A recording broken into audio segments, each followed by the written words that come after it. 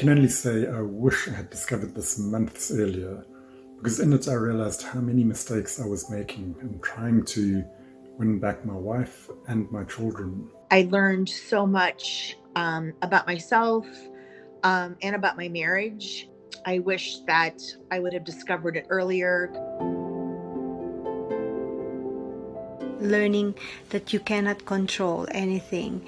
You can only change yourself. You can only control yourself. So if you change yourself, you can influence others. You learned a lot about yourself, you learned patience, and you learned how to communicate your feelings. My favorite part of the course was the peace and hope that came as I went through it.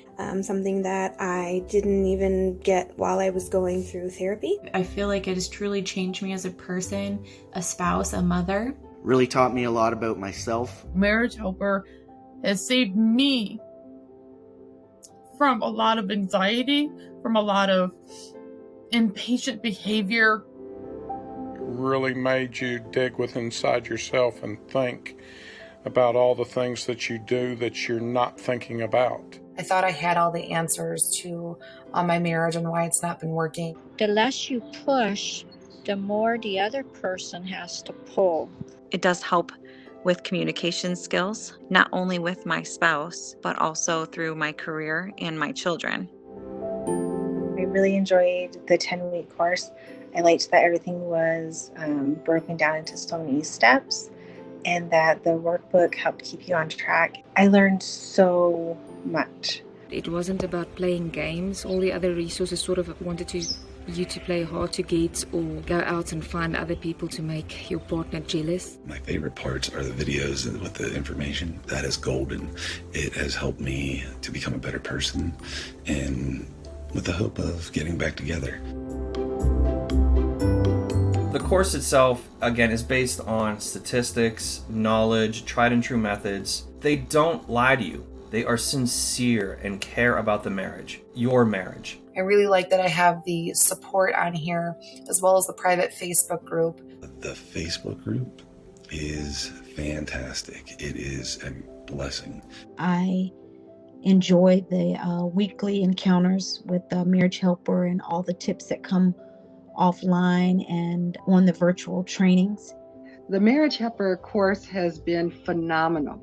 And I have to tell you that it has helped me both personally as well as in my marriage. At the end of the day, he chose not to even show me the divorce papers. He took them with him and he chose to continue talking. So for the first time in a long time, I face the future of our marriage with hope.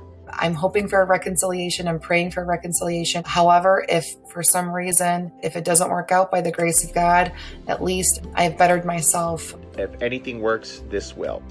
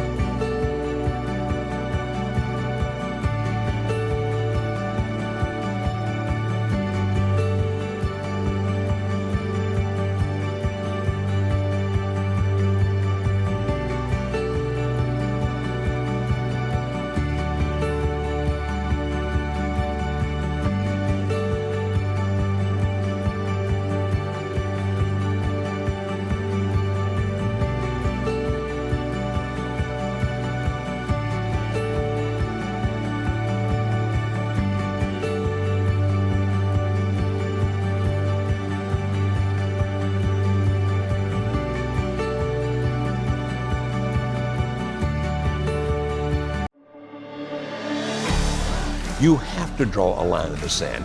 You have to build some boundaries. Maybe I'm not the right one for it. I'm to a point where I don't want to try anymore. You are hurting yourself. This is something we see regularly. What is someone in your life fighting for? And how can you be there for them?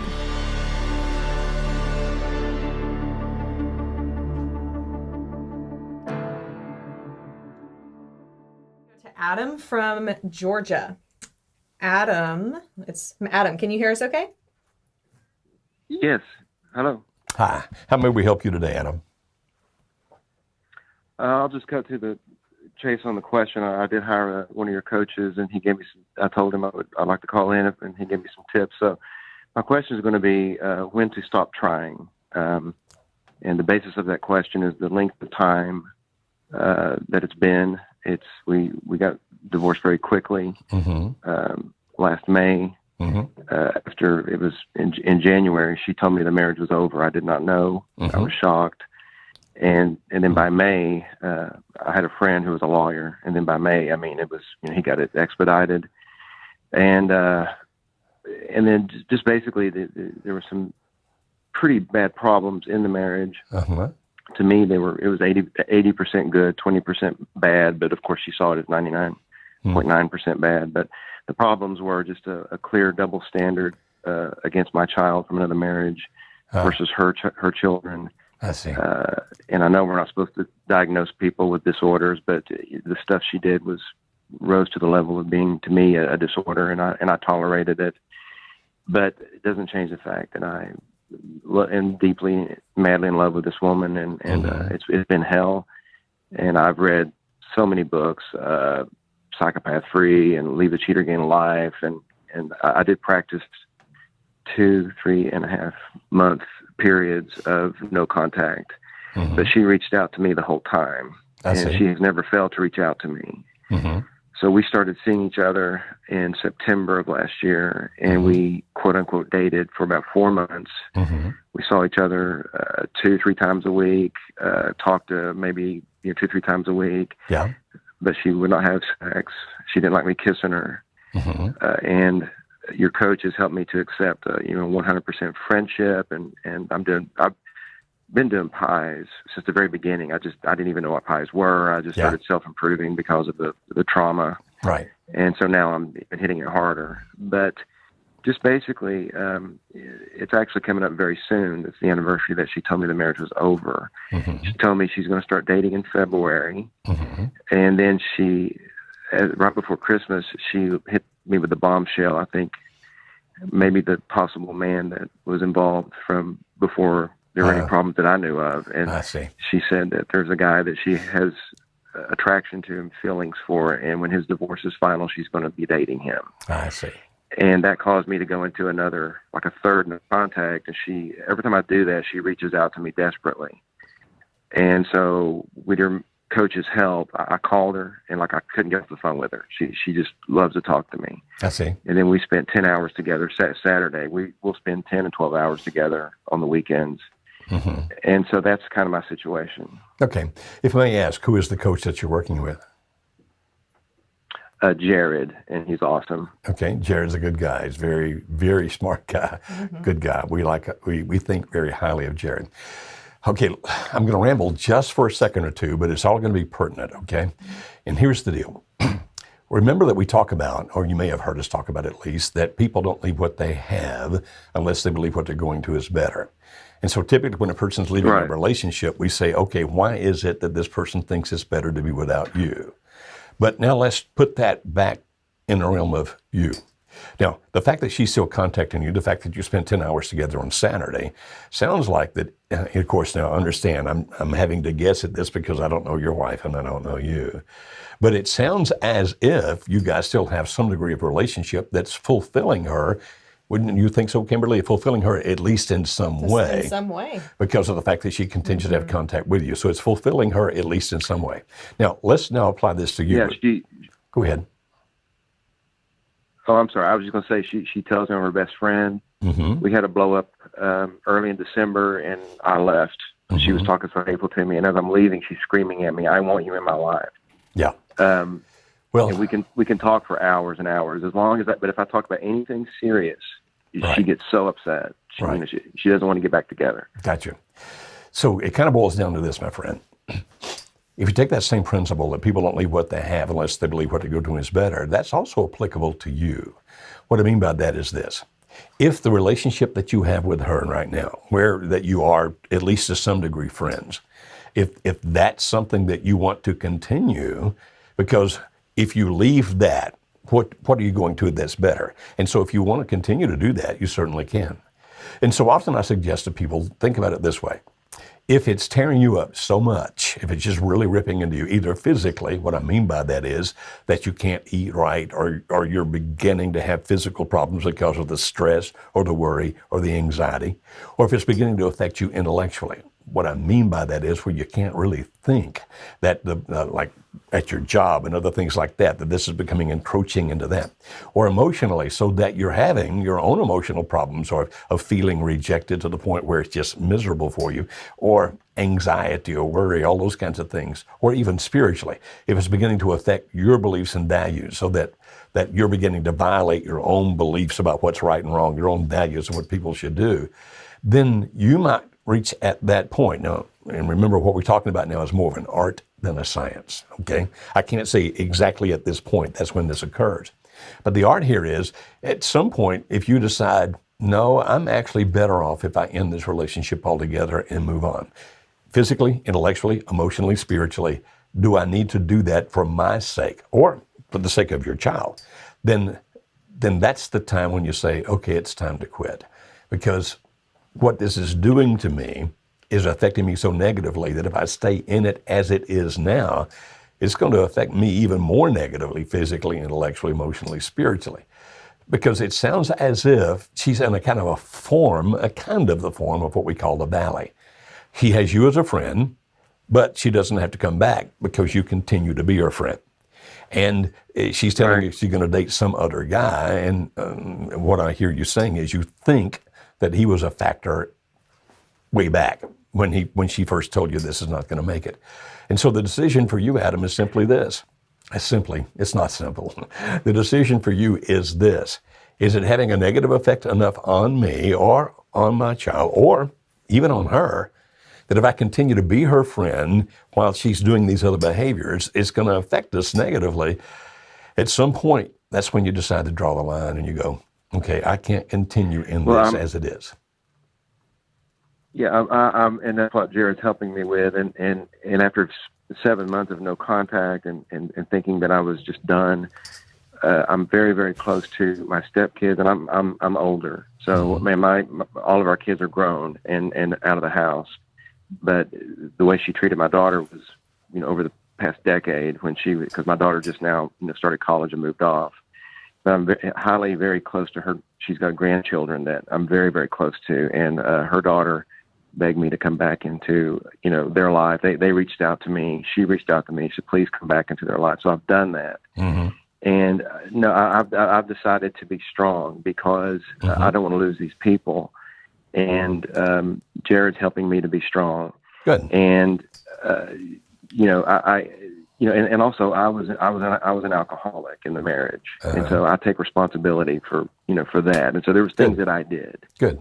And then the other, this is a quick question. Right within the few weeks I found out, I went to a pastor, and he said, read James Dobson's "Love Must Be Tough" and write the letter and give it to her. And I did. And that didn't make her. She was already ready to leave, but she used that letter to pull the trigger. She already had an apartment picked out. But I regretted that. But I think I've read stuff you've said that might not have been a bad idea. But I would like to know what you think about that. I think that it's done. What you did is what you did. Trying to look back at it and go, should I have, should I not have? I don't know how that benefits you in any shape, fashion, or form. So I don't have an opinion about that. She used it, but it does not necessarily mean that was the reason, as you understand. When people are looking for a reason to go, looking for a chance to go, then they can latch onto anything, and then that becomes the reason when in actuality it's not the reason. I don't know her, so I can't speak to that about her. But I appreciate the fact that you want to continue to be involved in her children's life and the grandchildren's life. I think that's admirable, my friend. But when it comes back to your question of should I continue to stand for the marriage, well, you have to make a decision. Is it affecting you negatively? If so, it may be time when you stop. Can you hang on in there for a while? Then if so, maybe you continue to. But the one thing that sounds clear is that right now she kind of has what she wants. She can be friends with you and continue to do the other things. Now, if you can tolerate that for a while, we suggest that people do. But if it's becoming negative for you in the pies, then it's time to do something differently, my friend. But it's always I your want decision. to continue. Yeah, I want to continue, and I want to try to win her back. Right. While doing this delicate balancing act of doing my pies for me. Right. It's an enigma, but no, I would like to work with Jared to try to win her heart back. Wonderful. I guess that's my main question. What's the chances of that when she is so desperately wanting me to be her friend and so forth? Well, I wish I could answer that for you, my friend. When you say what are the chances, I don't know her. I don't know the situation altogether. And because I don't know her, I couldn't even venture a guess, even if I knew her. And Kimberly, people ask us these kind of questions all the time. They do. And we wish we could give you definitive answers to that. We really do. But I don't know how to answer that question for you. It's going to have to be you deciding yourself. Okay? Right. Well, to belabor the point, back in May when she came back to me, she came and picked me up, took me out on a date. That quote unquote, we spent 7 hours together. Right. I said, why are you doing this? And she said because I don't know what I want.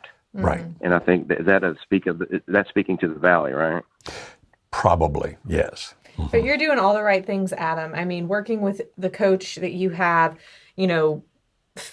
really being intentional about how you're implementing these things, making sure that you're doing it in a way that's wise, you're on the right path. And so a lot of times when people get to this point, Joe, they start asking these questions. They're trying to read more of the minds because they're thinking, if I can just know, then maybe I can do something to make it happen quicker. And if there's anything I have learned just in this season of my life, it's sometimes you just have to go the course and just wait for things to work out. And the timing is going to be the right timing if you're doing the things that you need to do. So that's what I would encourage you to do. Well, let me ask Adam. this. Since we're already divorced, well, we divorced in May, and since we're already divorced, I guess that greatly hinders the chances, right? No. Not necessarily. Not necessarily. Okay, that's really. I wish I'd asked that at the beginning. I didn't think clearly.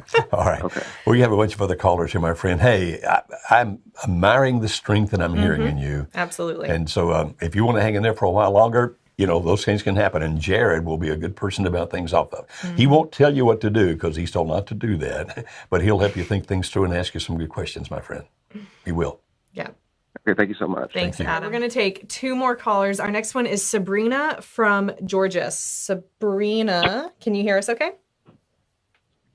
Yes, ma'am. How are you doing? I love that Georgia accent. Yes, ma'am. I already heard it. How can we help you today, Sabrina? I'm doing okay. How are y'all? Refulgent. What? Refulgent. She asked how we were doing. I said we're refulgent. I don't know what that means. I don't either. Okay, we're not alone. Thank you, Sabrina. I was expecting him to say something really Southern, like happier than a pig in a lipstick convention. I don't know. How may we help you today, Sabrina? Well, let's see. I've been married for 17 years. We've been together for 22. I've actually been with him over half of my life. We have 2 kids, and I keep forgetting it's 2019. November of 2017, he just totally started changing, going to the gym, not contacting me. Just completely just different. I had this feeling that he's a detective in our town, and I noticed that he started getting closer to another female detective. But when I questioned, it was always denial and I'm crazy and, all this, that, and the other. Fast forward to June of last year, I found tons of pictures of him and her together and pictures that she had sent to him of her body parts. And then they went to a conference together, just him and her. He didn't contact me at all for 3 days. But he tried to they both still deny nothing. I'm crazy. All this, that, and the other. Things are better with him and I now, and I've been working on my pies a lot. But it's like he still text her. I mean, they Snapchat all the time. They go to the gym together. They still work together, and he just expects me to continue. I mean, it's, that saying, it's like he wants his cake and eat it too. I understand. So how can we help you? What can we do for you? I guess how long should I allow him? Because I just feel so used, I mean, I have tried really hard to just not let it consume me, and I've gotten a lot better. I'm not the girl that I was when this first started, but anytime I try to talk to him about it, he just completely, it makes him almost angry. Yeah. And he just expects me to understand that she is a big part of his life, and I'm just supposed to accept that and move on. Now, are you ready to do something about this? I guess I'm just wondering. Yeah. Okay. Well, I don't know. I guess I'm just wondering, how long am I supposed to allow him to do this? All right. There is no supposed to here. Basically, what's happening is this: whether he's involved with her or not, he's in a relationship with her that's painful to you, right? Even if he's not emotionally involved with her, even if he's not sexually involved with her, the relationship he has with her is painful to you, and you've established that very clearly. Right. And well, there's been lots of text messages, and he actually even told me when I confronted him about the pictures that he was infatuated with her. Okay, so there's a definite emotional connection. Okay, so when you say how long, he tried to recant on that and say that he didn't even know what that meant when he said it. You don't use a word in the correct context and not know what it means. But you're not a dummy. And because you're not a dummy, you know that this relationship has crossed boundaries and borders that make it very, very painful for you. And so when you say how long are you supposed to, there is no supposed to. It comes down to you. In a sense, this person is in what we would refer to as the valley. He has a relationship with her. He has a relationship with you. And if he's not compelled to do anything differently, then a person can stay in that valley for a long, long period of time. Like, okay, I'm still married to you, so I've got the benefits that come from that.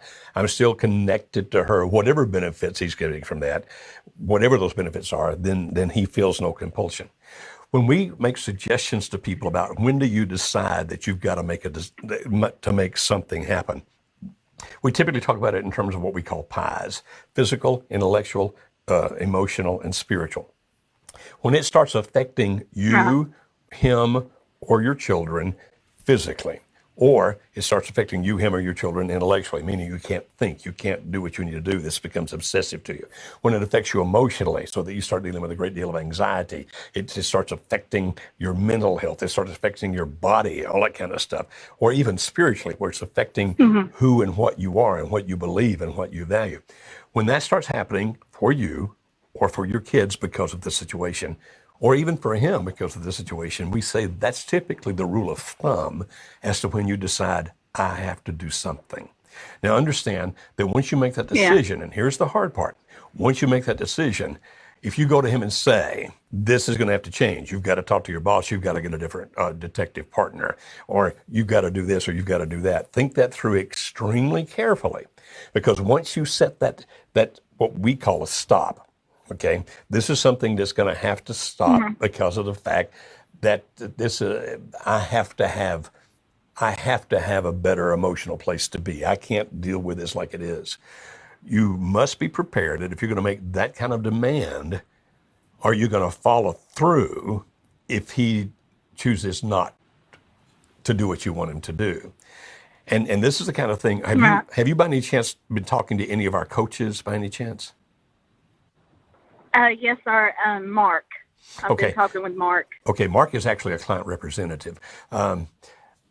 Call Mark back and say, Mark, Dr. Beam said I might need to be dealing with one of the coaches. Now, let me tell you why.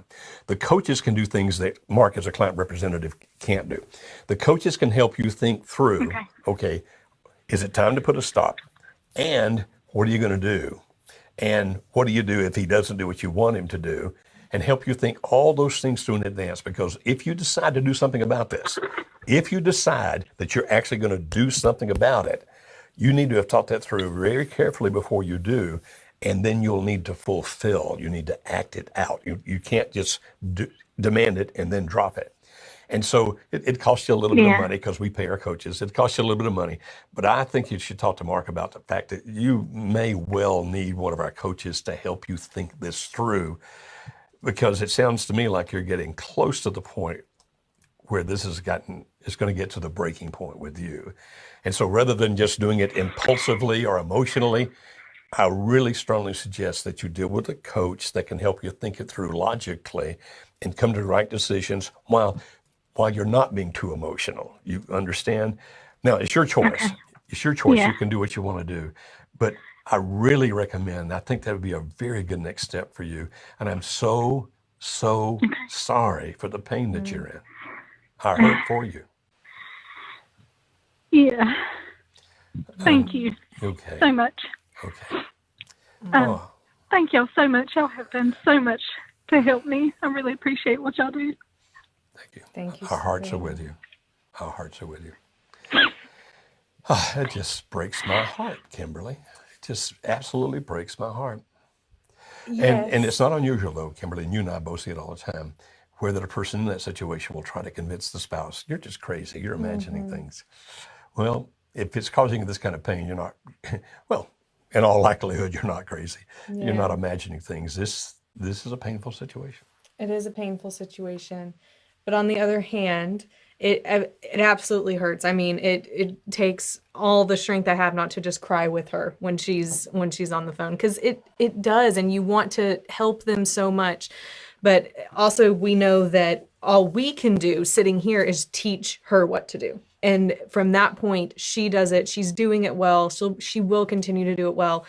And, in the end, we know there's so much hope for her as well. Yes, there is. Mm-hmm. There is, but this is going to be dealt with. And please listen to me. The reason we suggest coaching when it comes to situations like this is because you're right in the middle of it, and it's so hard to see it clearly when you're right in the middle of it. Mm-hmm. The coach can ask you the right questions, help you think of the right things, so that when you make a decision, you can feel confident that you're making the decision that's the best for you in your situation, in which we cannot do it. Like, we don't have time to get into all of it here. And our coaches will deal with you in 3 different sessions, for example, and really help you think a lot of things through. And then the next call that you have with them, they think you've gone a little further, et cetera.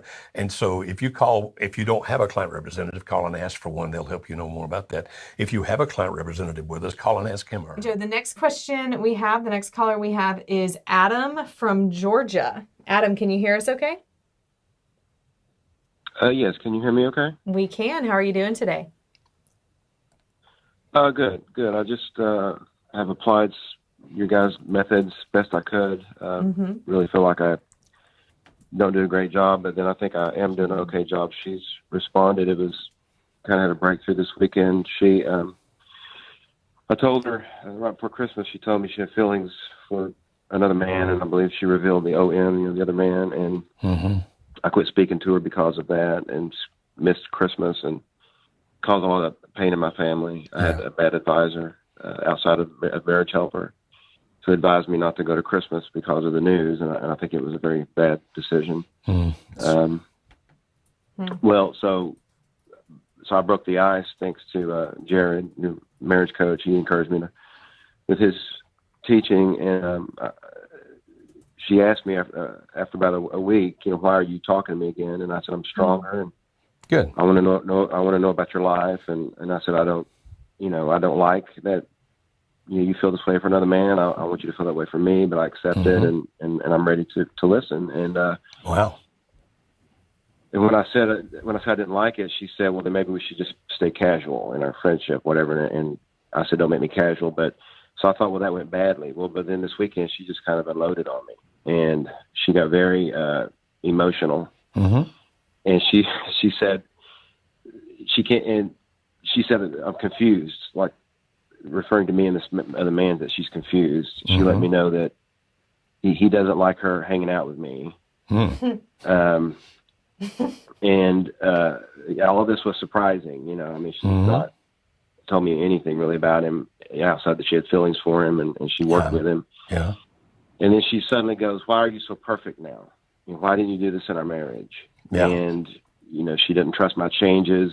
She said, how can I heal if I'm hanging out with you so much? We spent probably between Friday and Sunday, we spent 30 hours together. Excellent. The grandkids were older, and we've been doing that, see, but there's no sex, and we're just friends. I'm going to start dating in next month, and I got feelings for this other guy. Mm-hmm. I have to go off at moments and get away and weep, and then I come back and act like I'm okay. Yeah. But she says, how can I heal if I'm hanging out with? And then in that same conversation, this is all in one conversation. She said, and she's hit me with this before. She said, I'm not capable of loving anyone. I'm not capable of commitment. And then she said, you just expect me to go back, and I said, no, I don't. And Jared told me to say no. I don't want to go back. And I accept. That we're just friends. Mm-hmm. So those are the things. I'm sorry to hit you with so much, but she says, why are you so perfect? How can she heal and see me? Mm-hmm. How can she get over the divorce and still see me? Mm-hmm. And she isn't capable of loving anyone. Those are the questions I had. How do I respond? I don't know how to respond to those. Okay, just accept. Just listen. If you were to say things like, someday I wish that you could feel that way about me, that's actually okay. Okay. The thing that Jared's teaching you, I'm sure, because Jared's very good and he works with us and we think quite highly of Jared. The thing is, you don't do things that make the other person feel they've been manipulated or pressured. But you can be honest about what you feel. That's okay. And the fact that she's continuing to spend time with you, even though she's saying things that sound contradictory to that, such as, how can I heal if I spend time with you? Oh, by the way, I'm going to wind up dating other people, even though I spent 30 hours with you. I'm incapable of love, even though I'm actually spending a lot of time with you. Understand that when a person's in a situation like this, try not to react to any one thing he or she says, even if they say that thing repeatedly.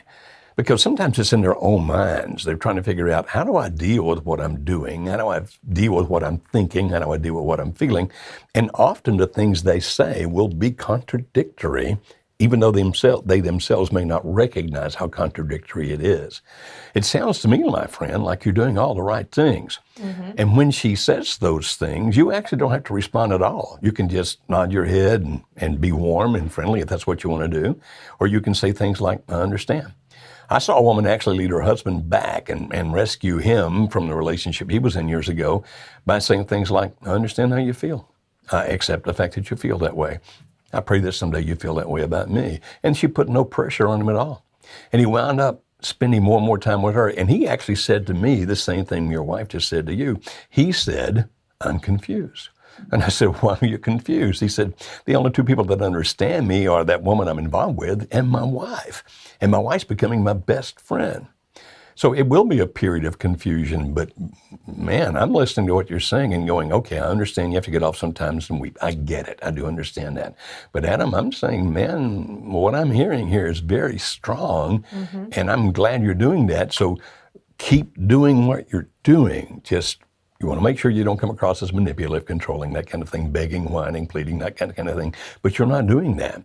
And just let things kind of evolve, because if she's spending that kind of money with you, it sounds like you're reestablishing the relationship, even if she thinks she doesn't want to. Does that sound that way to you, Kimberly? Are you hearing the same kind of thing I'm hearing in this?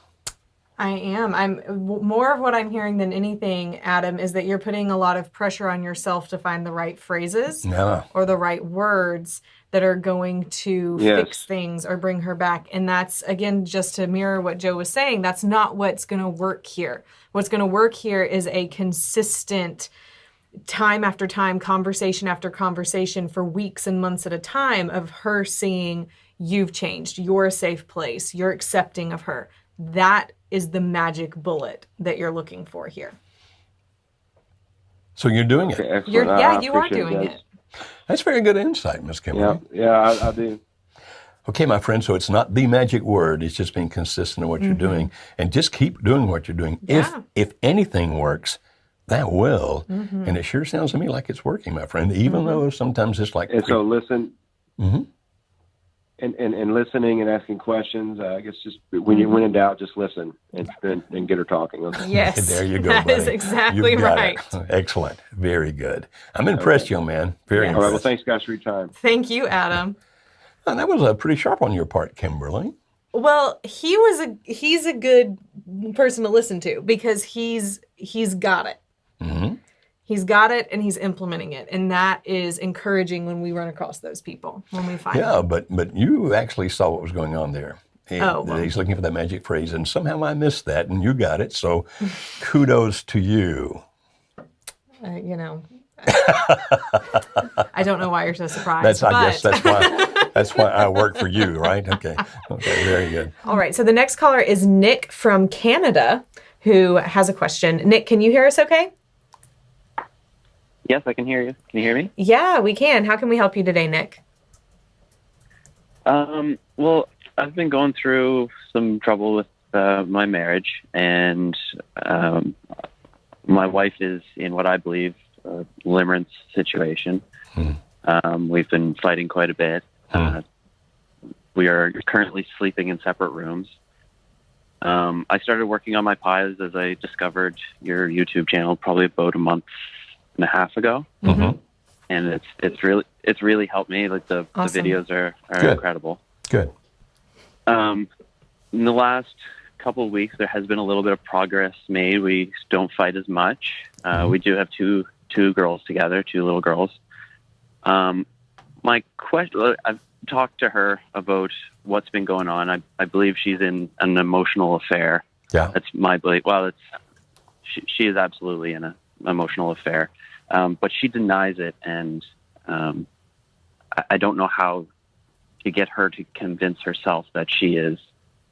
How do I get her to realize what she's doing? And she knows what she's doing is wrong, but she won't cut ties with this person who's actually used to be a former friend of mine. Yeah. It's quite often that happens, that it's a person that's a friend of the spouse. For example, women often get involved with a friend of the husband, and men often get involved with a friend of the wife. It's not unusual at all. Now, what you're dealing with, if indeed she's in a limerent relationship, if she's in that emotional affair, then logic is the last thing that's going to work. Because whenever you try to combat emotions with logic, the emotions are going to win every time. I mean, even to the point that people will say and do illogical things because the emotions are so powerful. Therefore, trying to convince her of this is probably not going to work. You say, well, then what in the world do we do? Understand that, how long do you think she's been involved with this guy?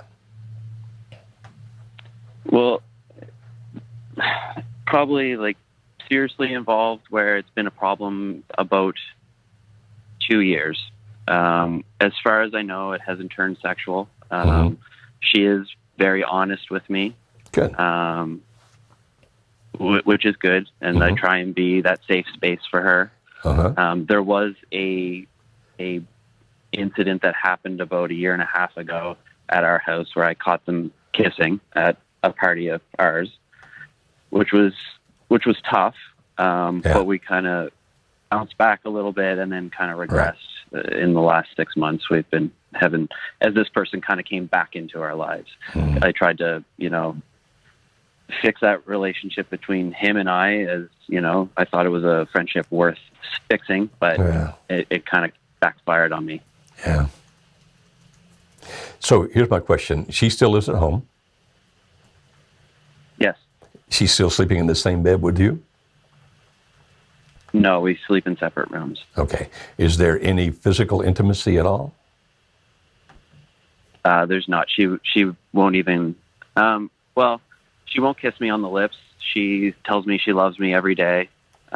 We hug every day, and she kisses me on the neck. I kiss her on the neck, but that's as far as it goes. Sometimes we cuddle in bed, but I then return to my room.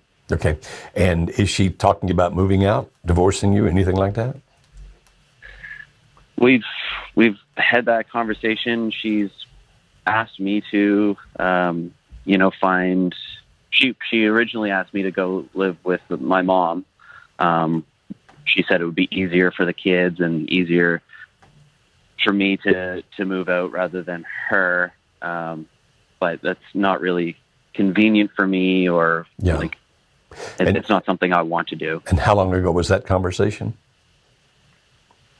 Probably the last time we talked about it, about a month ago. Okay. But she's not pushing it. She's not pushing for you to leave. No. Okay. First of all, I think it's a wise idea that you did not leave. I mean, because when people separate, then things become easier, which is not a good thing. Because you see, when you're separated, there's some degree of relief just because of the fact you're not having to face each other every day. And then when it comes down to, okay, we got to do some work to put this thing back together, it's like, well, I'm kind of at peace right now because we're separated. So we recommend that people separate only in the case where somebody's in danger. And then, without a doubt, separate so you can be safe. So I think you were wise not to leave.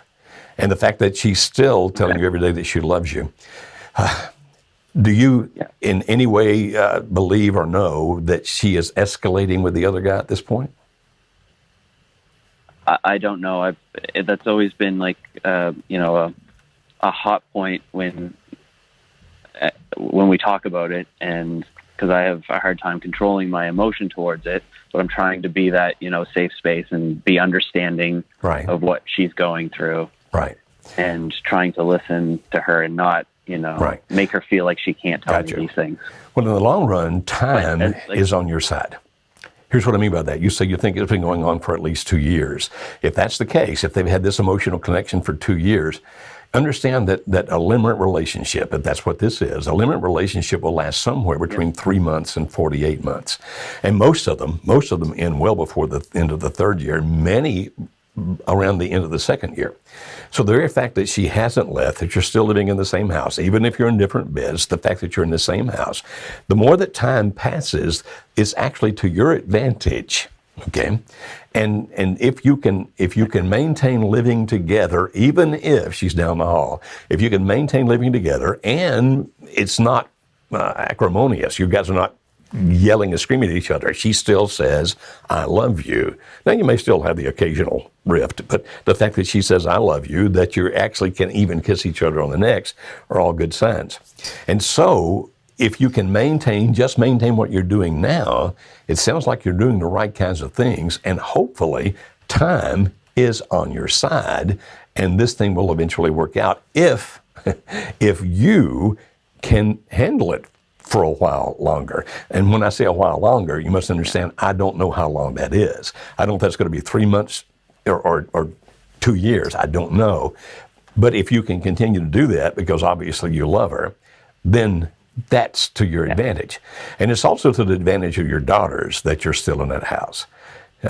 Trust me, all kinds of research on that.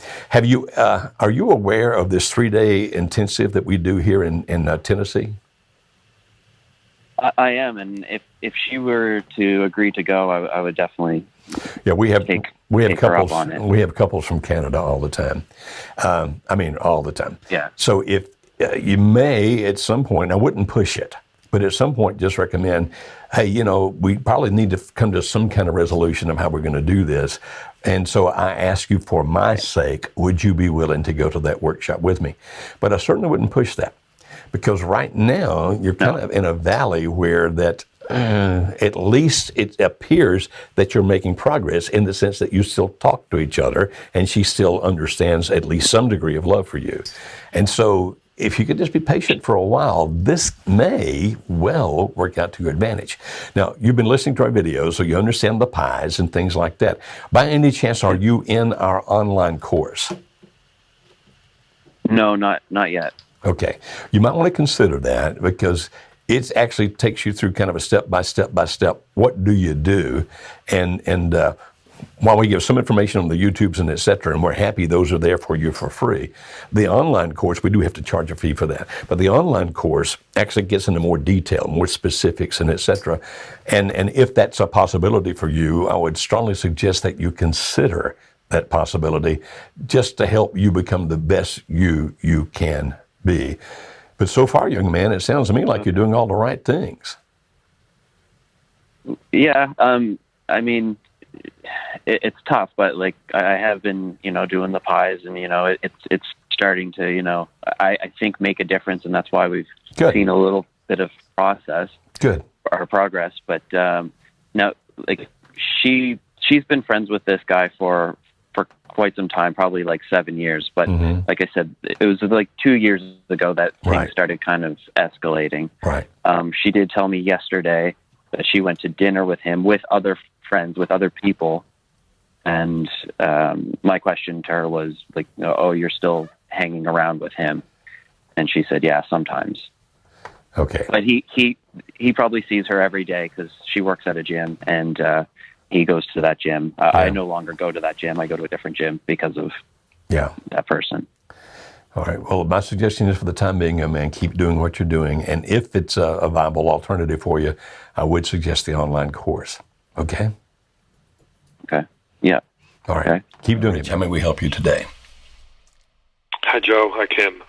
You can help me by helping me figure out a little bit about my situation. A month ago, she left unexpectedly. She moved an hour and a half away to her niece, where we used to live, who, when we did live there, was leaning on us quite heavily for babysitting and whatnot, and was quite angry when we moved up here an hour and a half away. And I had approached her when we had a little bump, which we'd really never had before, seeking sort of help from the family.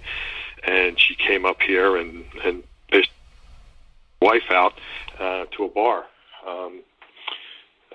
Basically, came home pretty drunk and whatnot. Then a week later, we had another bump because I found out she had opened up a bank account separate to ours. By that, with my, with the niece.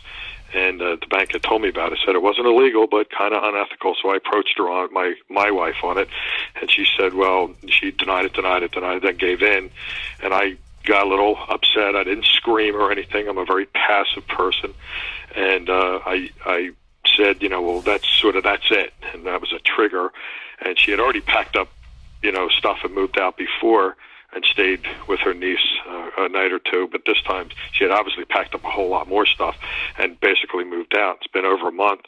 Now she does call me every day, almost. Matter of fact, she just tried to call me while I was talking to you.